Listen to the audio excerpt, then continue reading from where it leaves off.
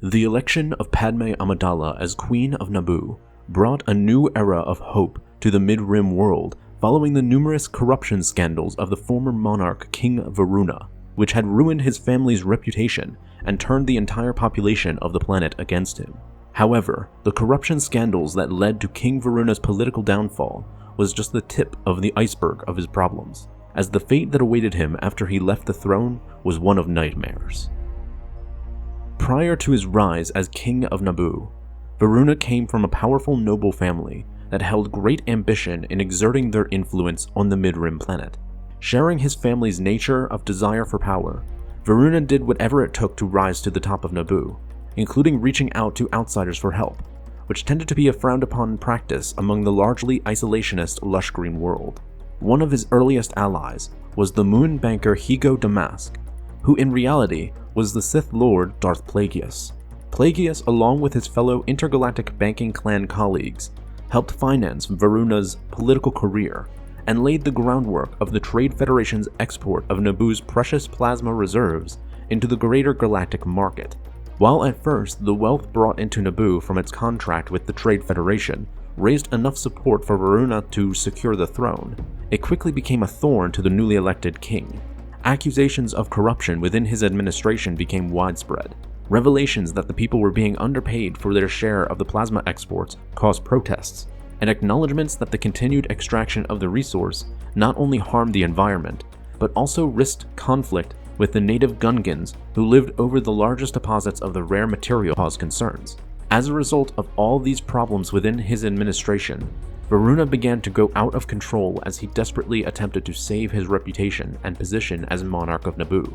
This caused him to go against the wishes of his former ally Higo Damask, and even Senator Palpatine, who was elected to the Republic Senate during his reign. The two Sith were setting up the groundwork of events that would eventually lead to the conflict between Naboo and the Trade Federation, which was to serve as a stepping stone for Palpatine to rise to the position of Supreme Chancellor. Realizing that the king they helped elect was no longer a reliable puppet for the Sith Lord's plans of advancing their own agenda, they sought to get rid of him as quickly as possible. King Veruna soon came to realize that Higo Damask was working against him in trying to undermine his position as ruler of Naboo. Desperate in holding on to the throne no matter the cost, Veruna came to ally himself with notorious underground crime syndicates, including the Black Sun and Hutt cartel, in hopes of using their assets to remove Damask's influence over his planet. He went as far as ordering his new shady allies in killing the moon banker, ordering an assassination at his personal residence. The attack on Plagueis ultimately failed, but did result in the destruction of his primary base of operations, which saw the annihilation of a majority of the Sith Lord's studies and experiments concerning the Force. Livid at this act of reckless betrayal, Plagueis moved swiftly in removing Veruna from the Naboo throne and ensuring the maniac could no longer threaten his plans. He ordered his Sith apprentice Sidious to find a suitable candidate to replace Veruna, to which Palpatine came to support the rising star Padme, viewing the young girl as a perfect replacement, one that the Sith Lords could easily manipulate for their own ends. Being buried in accusations of corruption, having his opponents be funded by a rich moon banker, and now having the popular senator of his planet publicly support another noble for the throne, Veruna found himself cornered with nowhere to turn for help. The king then discovered that his assassination attempt on Damask had failed, and that the powerful moon was out for revenge. Fearing for his life, Veruna unceremoniously stepped down from the throne and essentially handed it to Padme, quickly disappearing into the shadows before the 14-year-old girl could be officially crowned as Queen of Naboo.